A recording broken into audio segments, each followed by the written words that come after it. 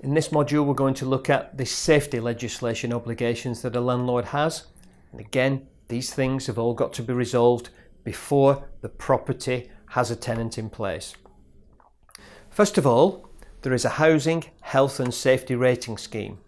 That scheme is operated by the local authority, and that can mean that any property is assessed in relation to 4 categories. Physiological requirements, looking at health issues like damp, cold, lead, radiation, those sorts of aspects. Protection against accidents, so looking at whether there are any trip hazards in the property, whether there are any hot surfaces, what the fire hazards might be, protection against explosions, those sorts of things. Psychological requirements, so ensuring that the property isn't overcrowded, ensuring that there is little risk of burglary, that the correct lighting's in place, etc. And then finally, protection against infection, so looking at health, hygiene, food safety, personal hygiene, sanitation, drainage, those sorts of things. So the landlord has to make sure that they meet all those requirements in order to rent out their property. Again, if they don't, the local authority can look to take some action.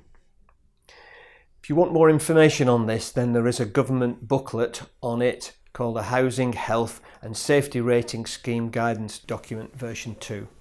Well worth a look.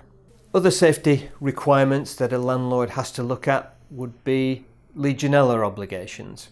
Legionella is a disease. It happens on occasions in properties, and there is an obligation on the landlord to ensure that they carry out a risk assessment of this to ensure that the risks are kept to a minimum. So the first thing you need to do is talk to your landlord about it. You need to tell them that they need to do the risk assessment. They can do the risk assessment themselves if they want.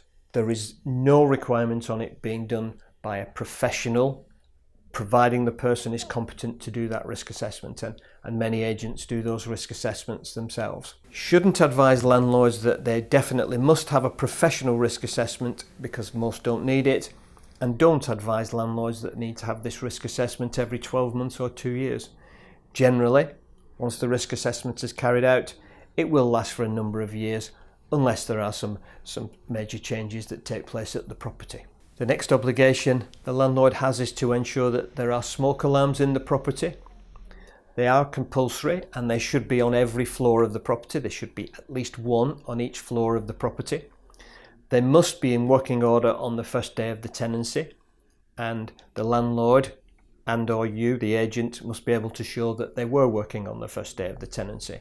There is a requirement for mains operated smoke alarms for properties built after 1992, but anything prior to 1992 can be battery operated. Tenants should be made responsible for changing the batteries, but landlords are responsible if the alarms go faulty. In addition, carbon monoxide alarms are required in rented out properties where there are solid fuel burners. Must be in working order on the first day of the tenancy. You must be able to show, or the landlord must be able to show, that that it was working on that first day. Tenants responsible for changing the batteries, landlords responsible if they go faulty. Electrical safety is obviously important. Electrical safety certification is a possibility. The landlord can get an electrician in who can provide them with a certificate, and that will give them their due diligence should there be any question about the safety of the electrical installation in the property. There's no obligation to have this done, but from a due diligence best practice perspective, it is a very good step to take. If there are any appliances in the property, then PAT testing, portable appliance testing, is a good idea to ensure that all the appliances are electrically safe. Again, no obligation to do this, but it is from a due diligence perspective a great idea. In addition, the landlord should ensure that there are safety instruction booklets with every appliance that is provided inside the property. So there are quite a number of obligations for the landlord. So just to look back on that, electrical safety installation checks, probably every 5 years is a good idea, best practice. PAT testing of electrical appliances, every 1 to 2 years is a good idea again, but it is down to the landlord as to whether they choose to carry out those checks. Furniture has to be safe in a property as well, and there are regulations controlling upholstered furniture. So all beds, headboards, mattresses, sofas, armchairs, cushions, anything that's upholstered must have the relevant safety warnings to prove that they're safe. And here you can see a few of the labels that you'll find on these items of upholstered furniture to ensure that they comply with the legislation. Gas safety is also important. Any property that's rented out and it has a gas appliance or a gas installation, it must be safe and it must be tested, and there must be a certificate to show that it has been tested. So before the landlord rents the property out, they have to get a gas safe registered engineer to inspect the premises, provide them with a certificate, and then that certificate is passed on to the tenant on the first day of the tenancy. And this certification must be carried out every year.